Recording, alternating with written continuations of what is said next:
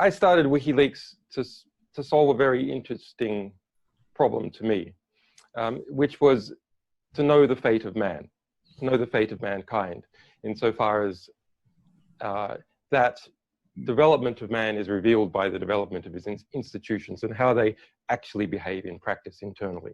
And the great political struggle of mankind, insofar as it's been rational, and we all know politics is largely irrational, but the irrational part, I feel, is sort of random. And the rational part is based upon what we know about ourselves, what we know about each other, and what we know about how human resources are distributed and how human institutions behave and what sort of internal and external rules we engage in. So that's the purpose of WikiLeaks, to try and understand mankind, and then from that we can perhaps produce a better, or more realistically put, worse human civilization. But that's changing. Mankind, in some sense, just having a small glimmer of understanding about how it is progressing through the world, I think is now almost completely eliminated. And not in the way that I expected. We actually have access to much more knowledge about how we work than we ever did before. But it's been eliminated through the speed of informational processing, and therefore the speed of the change of knowledge. And that is rapidly moving into that algorithmic processing of knowledge is moving into artificial intelligence.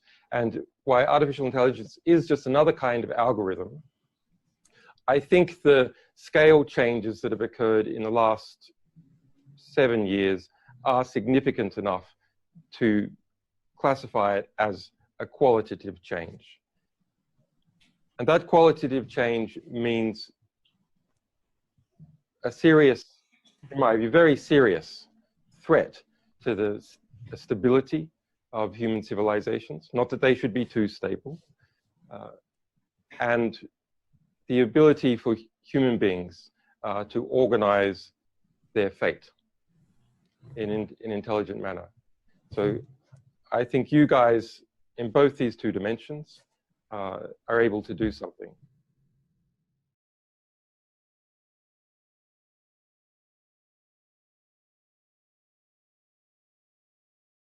The interesting stuff I can't describe because I'm in an adversarial relationship with a number of states, a really serious adversarial relationship.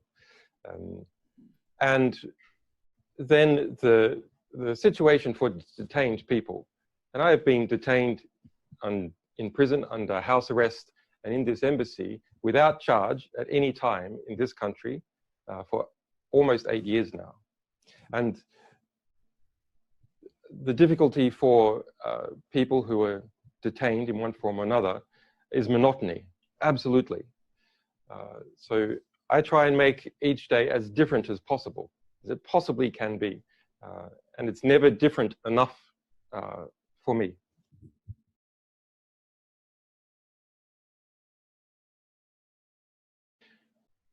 There's a shifting geopolitical constellation as far as the operations of WikiLeaks and other publishers are concerned that are trying to push the envelope. WikiLeaks is designed in its structure, well, because it kind of suits the sort of things I like doing, to be the boldest but still credible publisher. It's an interesting tension, that but still credible. By that, I mean, we're very bold, not so bold that we publish child pornography. That would certainly be bold, but it's not, I think, interesting and credible.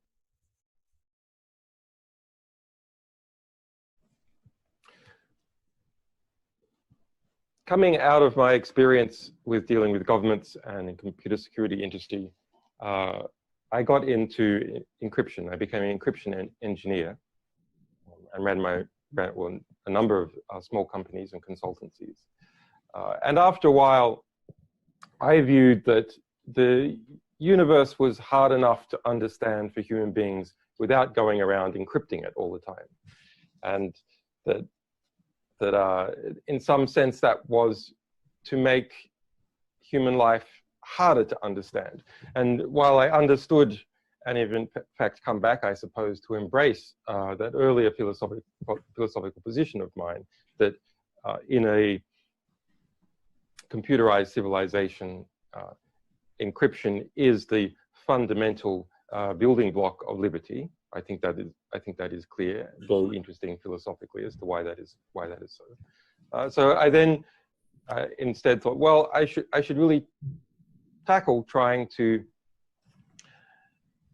decrypt physical reality. That sounds mad, but that's what physicists do, right? We try and decrypt physical reality to understand time and space, the beginning and end of things.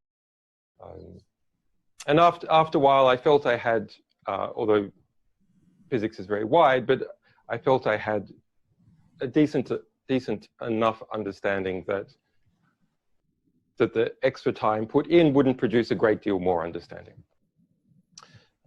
And so then I came back taking some of these concepts that have been developed in quantum mechanics about understanding flows of causality, how one thing causes another. And if you look at it to a particular interpretation through the flow of information, of how information from one thing that you're trying to measure goes on to cascade causality across others, and then eventually to the person looking at it.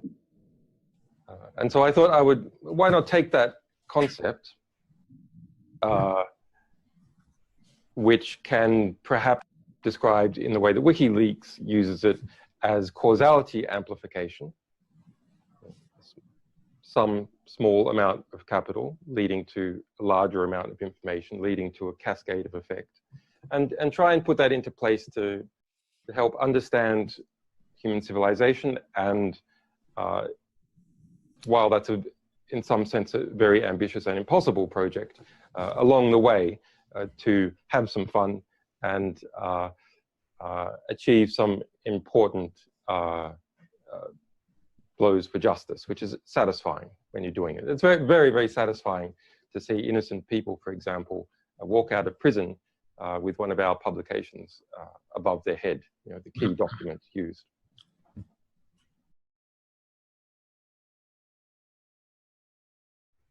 Back in 2007, when I launched WikiLeaks, I don't know if people can bring their minds back to the cultural dynamics on the internet at that time. It was, in some sense, far more controlling space than it is now. In other senses, far more open, because there weren't, the big players didn't dominate it as much as they do now. But the fight as to whether a WikiLeaks was culturally acceptable hadn't been had yet. And through succeeding in that fight and defending the organization, we became, in a very unusual way, part of the status quo. Not of the status quo of establishments, obviously. Many establishments are opposed to us because we publish secrets, and all establishments are in some sense hypocritical and rely on keeping a different interior world to an exterior presentation. But WikiLeaks became a culturally established, such that there would be a tremor sent through the broader internet culture, which is now the broader Western culture, if WikiLeaks were to disappear. And that's a very difficult role to be in. What would it mean? It would mean that essentially the envelope for publishers and freedom of speech and the rights of citizens versus institutions and establishments would suddenly contract. So I personally and WikiLeaks are partly in the business of keeping the envelope wide, being that avant-garde where we're constantly crashing up against icebergs, constantly, trying to to smash through the ice, or at the very least maintain position, so that behind us there is a widened cultural space for liberty, broadly speaking.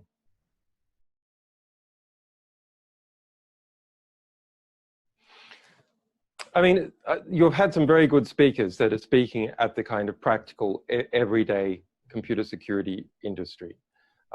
So I'm not going to do that, probably because I wouldn't be that good at it. The WikiLeaks has a threat model, but it's it's a very high threat model. Absurd, in fact. I mean, the UK government, by the middle of 2015, admitted just one department alone had spent £12.6 million. It was very embarrassing, on surveilling me. It was very embarrassing, and so in response, they classified the budget. So the budget figures have not been released, and they certainly haven't been released for others. So that's a high threat level environment. It's very interesting, I suppose, all the means that we've come up with to deal with that environment, but they are in some sense unique to a small to mid-sized organization operating at the highest levels, of which I'm not sure that there are any others than us. I suppose that there are some independence groups and terrorist organizations, but at least on the terror side, obviously it's a different game from the one that we're engaged in. Okay, but there is a much bigger threat to everyone, and I see it like this. Some of you, well, at the time of the Los Alamos project, physics, Western physics, became harmonized because you brought the different physics traditions from across Europe, the leading figures, to the United States and to Los Alamos, and then you had a harmonization of nomenclature and understanding, and those people then spread out. So one of those people was Enrico Fermi, an Italian physicist, very interesting man. One night, Enrico Fermi was out walking amongst in Los Alamos with some of his physicist buddies, and he looked up at the stars and said, "Where is everyone?" And so you're going to freak out a little bit because, yes, I'm bringing in the aliens into this part of the talk to answer this question. His question is very deep. It's that there don't appear to be any. And by appear, I mean there are no physical signs that we can detect in terms of what happens to stars. The energy seems to be constantly boiling off, being wasted into space. We don't hear radio signals. We don't see anything of civilized life. And yet, in the last 10 years, we see in the last 10 years, the astrophysics of planetary astrophysics has shown that there's tens of thousands of extrasolar planets that we have actually detected on an individual basis. And from that, you can assemble the probabilities of there being Earth approximating planets. And there's hundreds of millions, maybe billions, just in this galaxy. So the question then becomes, well, where is the civilized life? Why don't we see it? Why don't we see any signs of it anywhere?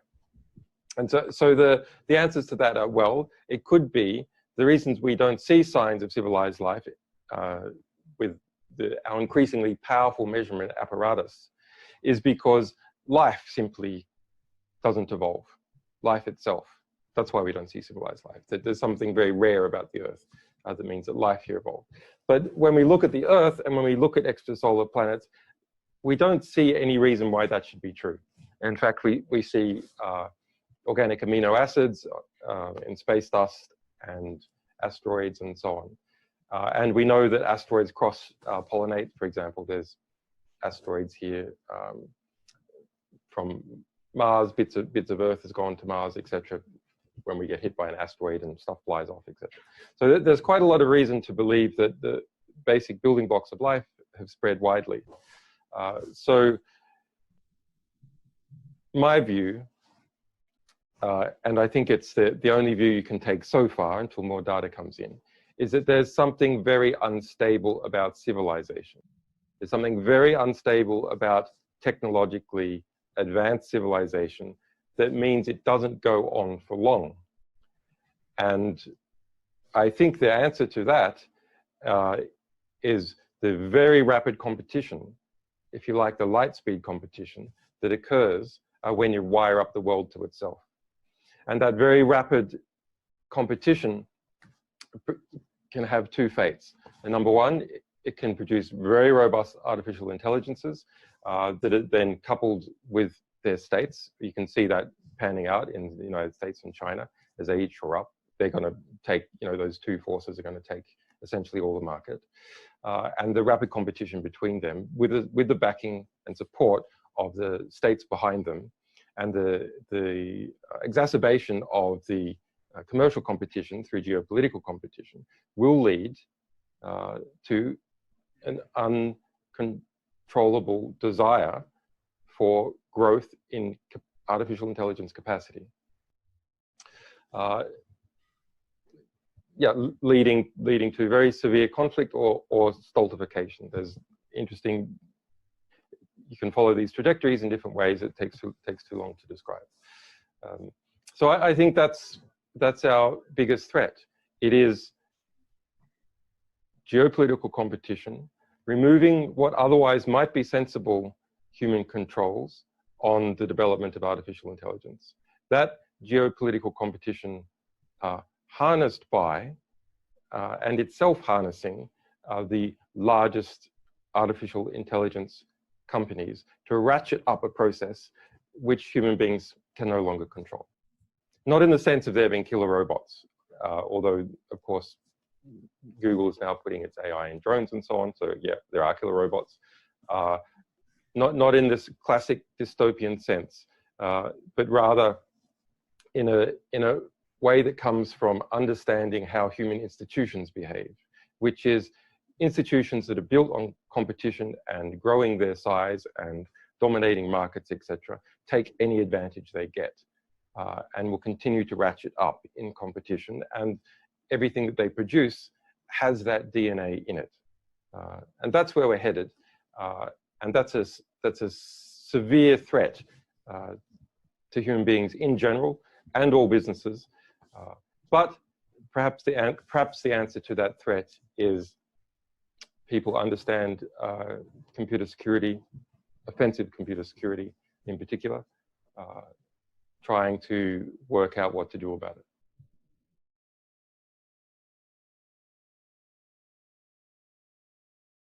The nation states haven't been around that long. Most people don't understand that the Westphalian system has only been around for about 400 years. And in fact, most nations, not states, but nations, communities of people, were not even in the Westphalian system for a long time.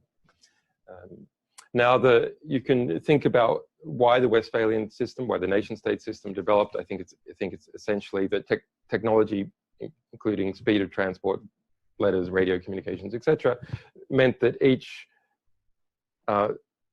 center of organization attracted smaller groups of organization to it, and they grew and grew and grew and kept growing until they hit the boundaries of others also doing the same. And then there was conflict, and then borders were constructed either through, well, unless they were natural borders, borders arose as a result of trying to dampen down the expense of that conflict. Okay, and there's clear physical reasons why that arose. It's a geographical conflict, and geographical basically means a two-dimensional spatial conflict. But the internet has no two-dimensional spatial nature. So instead, what you see with the conflicts that occur through internet-based organizations, and states are increasingly moving onto the internet, is a kind of interdigitization of conflict. That is, there's no border. There's no border, and it's 220 milliseconds from New York to Nairobi. So why would there ever be peace in such a scenario? There's no border of peace within which there's greater cooperation. That's not easy to construct. Now, with cryptography, to the degree that it's well engineered, you can create some kinds of borders. In fact, that's what all institutions that are surviving on the internet and anarchic international space are doing. They're creating their own borders using cryptography. But the size of the attack surface for any decent sized organization, and the number of people and different types of software and hardware that it has to pull inside itself means that that's very, very hard to establish. And things are moving so fast that I don't think it's really possible for organizations to come up with borders that are predictable enough and stable enough to eliminate conflict. Therefore, there will be more conflict. They're kind of, they're sexy because they have a lot of power and that they conform to certain classical human models that we've culturally absorbed over the last at least few hundred years, and the notion of a well-defined cultural other. But I think they're small players, really small players in this game as it goes forward. You look at what Google and Baidu and Tencent and Amazon, Facebook are doing in their basically mass open cut harvesting of the knowledge of humankind as we express it when we communicate with each other, if some people do on Facebook, or uploaded YouTube videos, or deals between different companies to get hold of their data. That classical model, which people in academia have called surveillance capitalism, namely you acquire capital through surveillance. The capital is the data, and then you sell it to advertisers, basically. That's changed now.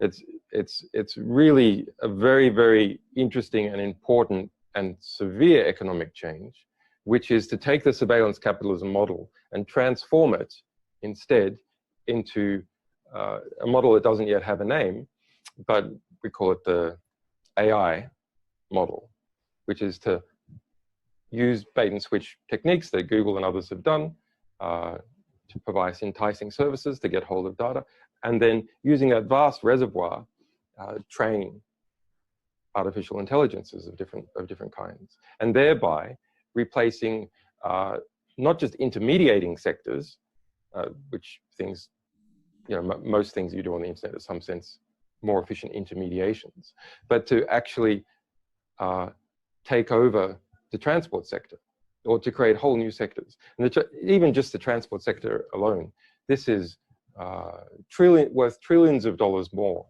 than the advertising intermediation sector. So it's and to be a player in that game, you have to have the vast reservoirs of data. And Europe doesn't even have one. It's incredible. It could have perhaps could have struggled forth with one. But of course, the AI companies in the UK have mainly been bought out by US companies. Similarly with Germany, I'm not sure I don't know whether China has been buying out European companies. But if you look at things like the European privacy legislation and the tradition of privacy, not so much from UK, but emanating from Germany and Germanic Europe culturally, that while it's kind of dear to me as someone who understands about the importance of privacy, It has meant that a European company has not been able to emerge, although I think there's other reasons as well why it hasn't, that could harness all the data of Europe, pull it together, and use that to train artificial intelligences in the way Chinese and American companies have.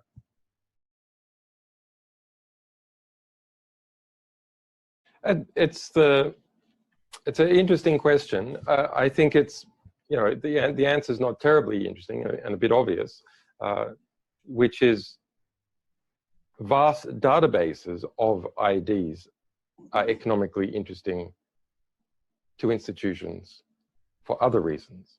And the centralization of those vast databases then makes the marginal cost of stealing each ID lower. And the globalization of principally commerce means that you can use IDs in more places. But let's kind of pull back and look at it at a more philosophical perspective. I say that this generation, or that perhaps our generation, but anyway, this generation being born now,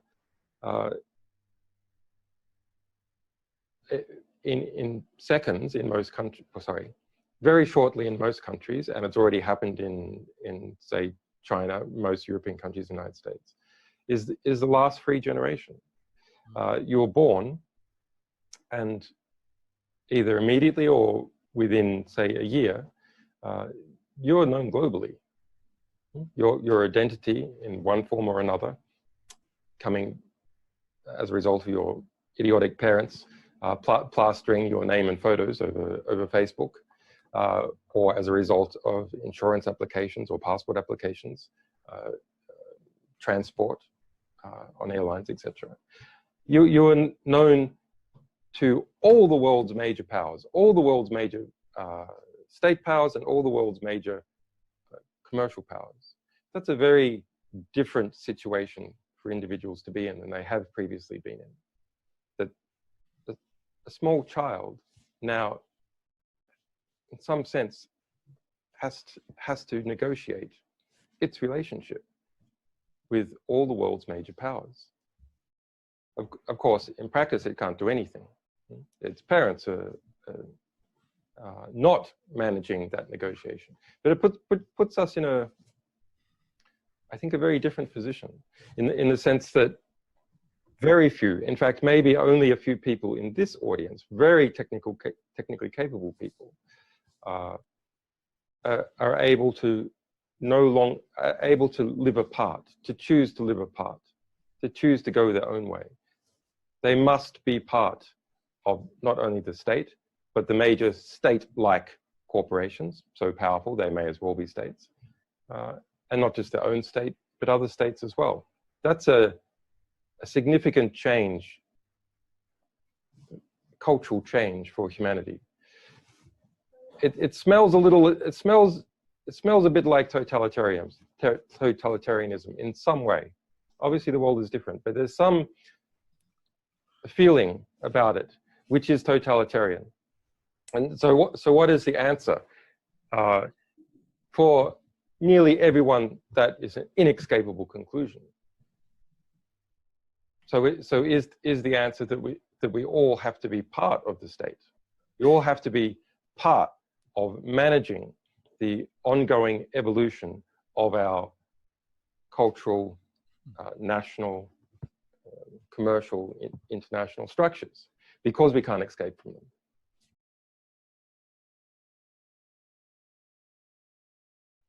Well, I mean, you know, journalists have one of the lowest approval ratings of all professions. I think the last study in the United States was about 25%. I think lawyers are just slightly lower. Congressmen are way lower. And just about everyone else is higher. Why is that? Well, it's a sad thing. It's a really sad thing. As someone who loves to document how human civilization actually works, we're in constant warfare with those people who are trying to distort the understanding of how human beings actually behave. including distortions by proxy, which is to come up with nonsense about WikiLeaks or me. I mean, there's been a lot of there's a lot of amazing plots that we have uncovered, in one form or another. I think my the favorite allegation is that I'm a cat torturer. No, seriously, AFP, Agence France Presse, put that everywhere, and even into the New York Times. So there's I don't really know where to start for people who aren't familiar with this kind of disgusting machine that the media is and how it works. Perhaps it's enough to say that most human wars have come about as a result of lies. And that seems absolutely clear in democracies, that democracies have to be lied into war. It's a very serious ongoing problem. It has resulted in the deaths of millions of people in the last 50 years. And you can do a calculation. How many deaths is each journalist responsible for? And I did it in the United States because, not meaning to pick on it, but there's figures for the total number of political journalists. It's about 5,000. It's something like 200 kills per journalist in the last 20 years. Just the US journalists alone, because they would not do their job, they would not be accurate, and because they lacked courage.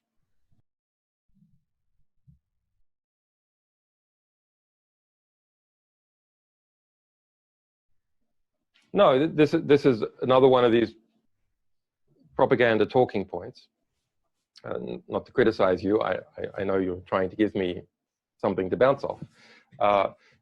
But the United States government had to admit under oath in the trial of Chelsea Manning in 2013 that it could not find a single instance of someone who had been physically harmed as a result of our publications to that point. Now, I should say that if you work on an industrial scale, everyone knows you work on industrial scale, then the world is big. And there's a lot of reverberating dynamics that you can never properly play out. It's the same for car manufacturers, it's the same for big publishers. But thus far, there's no example of that happening for us.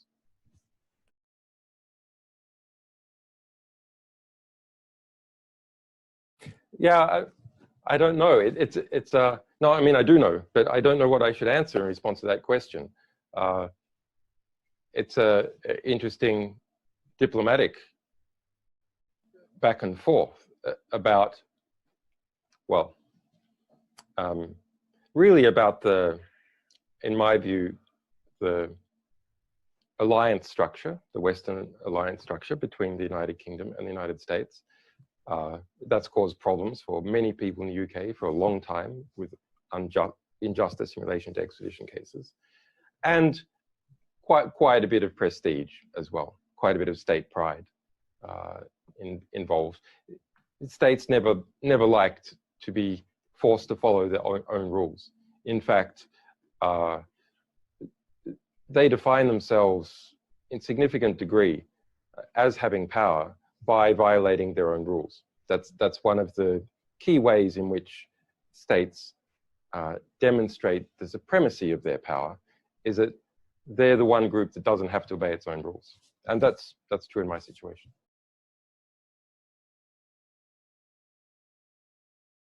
In the 10-year period is hard to predict.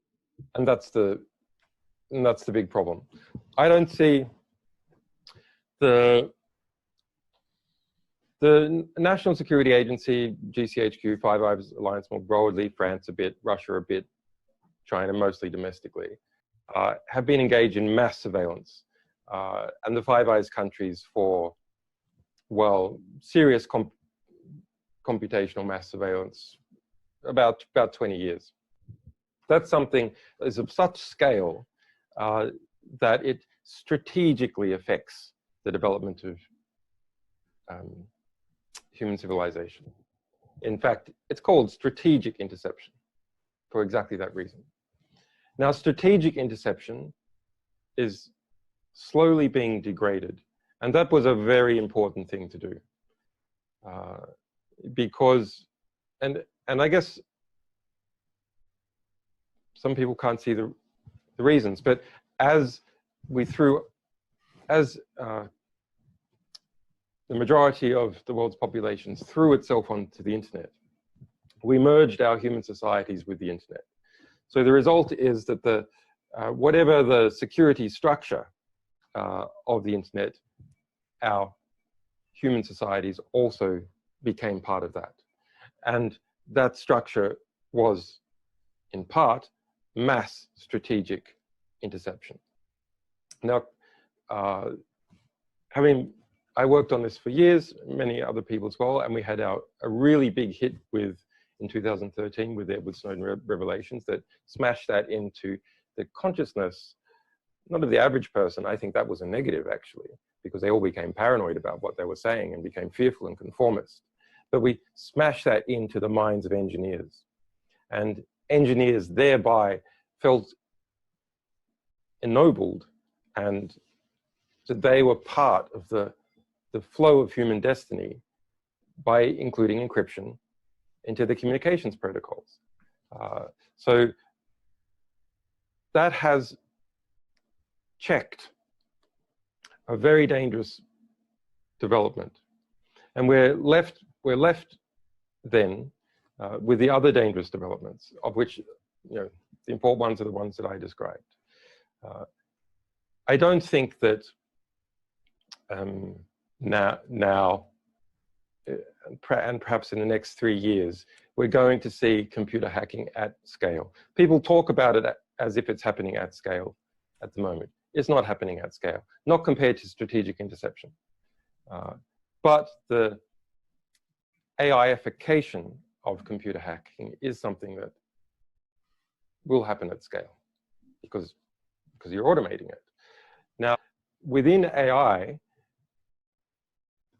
how you train AIs for discrete problems, and computer hacking, many aspects of it is a discrete problem. There hasn't been significant progress on, in my view.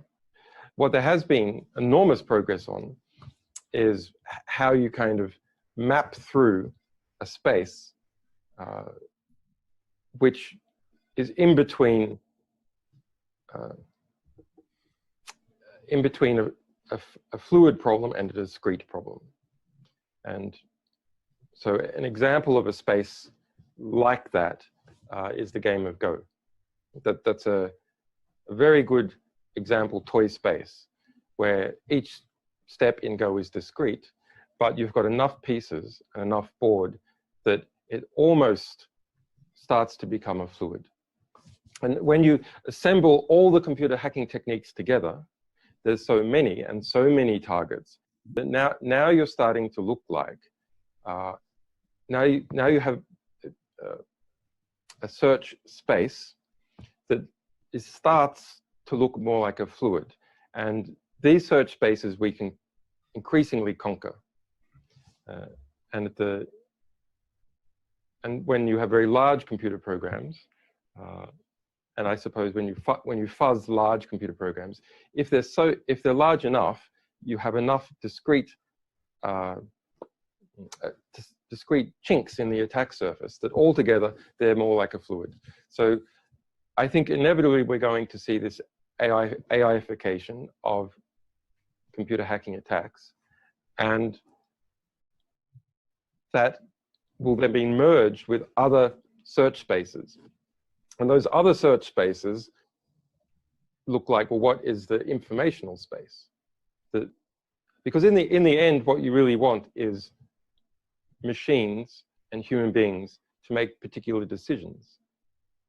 So you bring to bear, you acquire as much knowledge as possible, and then map it back in onto the actors whose decisions you want to affect. And so there's a lot of talk about hybrid warfare, some of it legitimate, some of it overblown. It's actually been something that's been around for many, many years. But I think this notion of bringing together different search spaces in AI that are large enough to have a semi-fluid property means that you can then go through the search spaces of all of them together. And that can produce something very powerful and, from a human perspective, completely incomprehensible.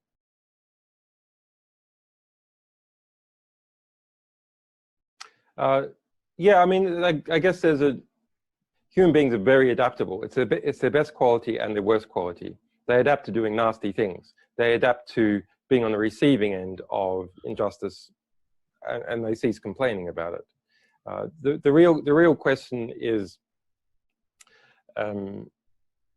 when, not whether, but when the UK government will follow its treaties that it has signed up to. If we look in my particular situation, okay, yes, everyone understands there's a vast political and geopolitical dynamic that's intimately connected with the United States, but it is instrumentalized in practice by UK intelligence services and police, who will physically arrest me and hold me for whatever the US wants to do with me. So, but what is the excuse to actually do that, to enable those budget spends? The excuse is, in a case that I was never charged for, where the extradition warrant has already been dropped, where I repeatedly won, they say that they're going to keep around the warrant, the UK end of the warrant, for the Swedish extradition, which I won. They're going to keep around that warrant, despite me winning that, because I came in here, and perhaps they might want to, they haven't, but perhaps they might want to charge me with a bail violation. This is the technical excuse. They haven't. Twice the UK courts have refused to do so. Why? Well, because if you move your house arrest location to pursue a parallel legal process, a higher legal process, which is an asylum application, that's not a bail violation. Okay, but what if it was? What if you disagree with that analysis and you say that is a bail violation? Well, okay, even before I came into this embassy and applied for asylum, which is everyone's right, everyone in this audience, if you are genuinely being persecuted, even before I came in this embassy, if you add up the time in prison under a very grueling house arrest for 18 months, I've already done 3 times the maximum amount of time under UK sentencing legislation. And UK sentencing legislation values house arrest at 50% of prison time. That's the law. So there's, not only is this a bogus warrant that it has no purpose, if you, as the judge did a couple of weeks ago, they say, well, maybe if he came to court, I might want to charge him. So that's why I need to keep that warrant around. Okay, but if that occurred, there could be no possible prison time because I've already served more than 3 times the maximum possible prison time, even before I was awarded asylum. If you include the time in the embassy, which you should, because the UN has assessed it and said, if you legally block someone from leaving the country, that's a form of detention. That would be 10 times the amount. So the real question is, when is the UK government going to uphold the treaty obligations that it has signed and uphold basic justice principles within UK law?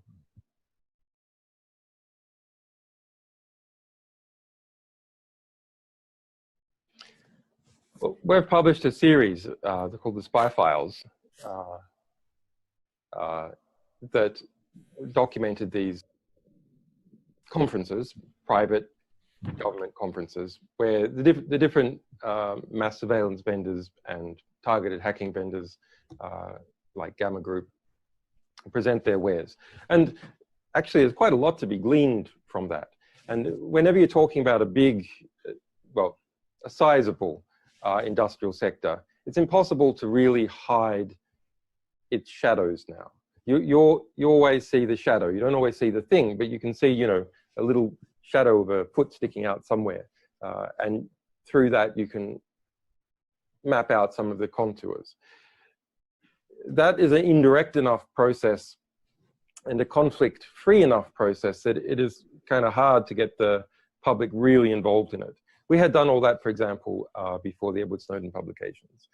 And the conflict in the Edward Snowden publications is what really drew people in, because it's not simply that WikiLeaks was saying it was important or Glenn Greenwald was saying it was important. It's that the President of the United States was saying it was important. Look, this is an outrageous situation. And so people went, oh, so power is concerned about this, therefore it in itself must be powerful. Yeah, I think it impinges on a deeper question, which is the world is complex. How much of it do you need to know directly, and how much of it can you delegate? Now, I love the idea of intelligence agencies. I'm a fan of the idea of intelligence agencies because it has the word intelligence in it. And I like that people know things. And maybe they might make sensible decisions if they know things. Intelligence agencies, when they're acting their best, reduce fear and reduce paranoia. Because if there's something that you don't know, hype merchants can fill this black box with the most terrifying possibility of what might be in there. But if you really do know another state's weapon systems and capacities, etc., it might reassure you that actually they're not as bad as the most catastrophic scenario. And so they can actually contribute towards peace in that way. The problem is, it's a principal-agent dilemma. So this is a classical problem when dealing, say, with lawyers, which is you hire a lawyer to work for you and represent you and act in your interest. But of course, the lawyer is also always trying to act in their own interest and inject their own interest into your equation. So how do you police that? How do you police it with lawyers? Well, you police it by constantly looking at their work and trying to do random samples, I guess, introspecting into their work to see if the claims made are justified. That is the fundamental problem with intelligence agencies, and it's the fundamental problem with delegation of assessment about how the world is working. You can't completely delegate. You can't delegate because human beings inevitably are corrupt and cut corners and act in their own interests and not of the person who has appointed them.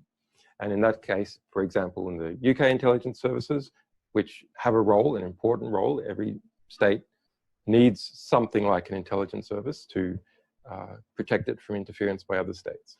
But without insight, deep insight into how those organizations are acting, they go astray. So intelligence agencies must be transparent. It's vital that they are transparent. And some of that, and because they are deeply interconnected with industry, some of that transparency is provided by enforcing transparency on the industry itself, including at these conferences.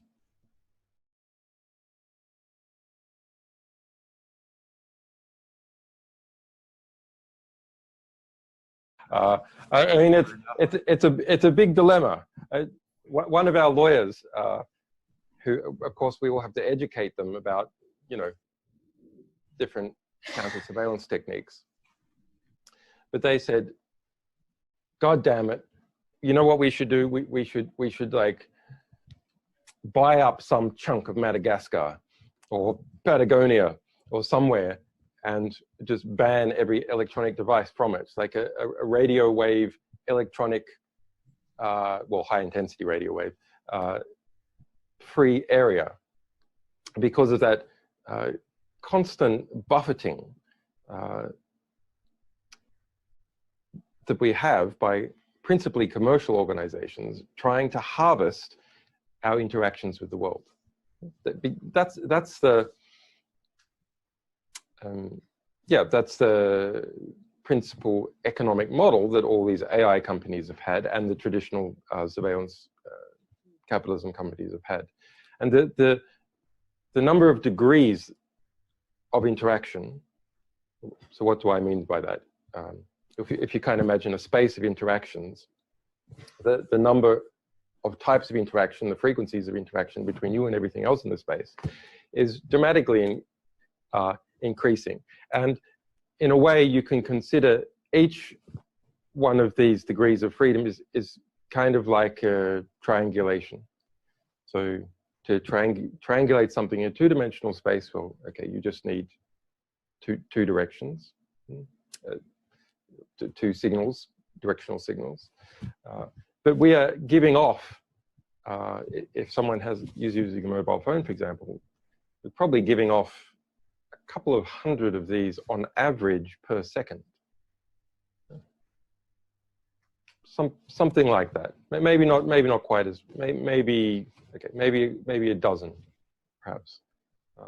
Although if you do video, of course, there's vast amounts more. So anyway, between dozens and hundreds of